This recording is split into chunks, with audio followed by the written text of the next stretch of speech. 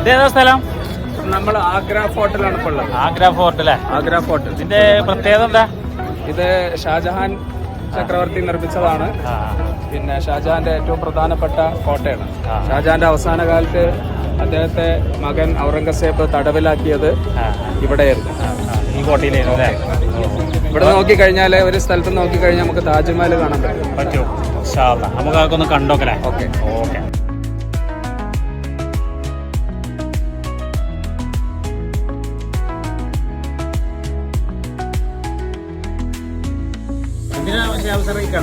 കടങ്ങാറ് ശത്രുക്കളതിലേക്ക് കടക്കാതിരിക്കാൻ വേണ്ടിട്ട് തുഴഞ്ഞ് കയറരുത്.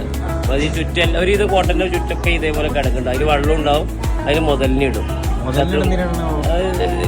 നീന്തി വരുമ്പോ കൊല്ലാൻ വേണ്ടിട്ട് ഭയങ്കര കണ്ണിങ്ങാണ്.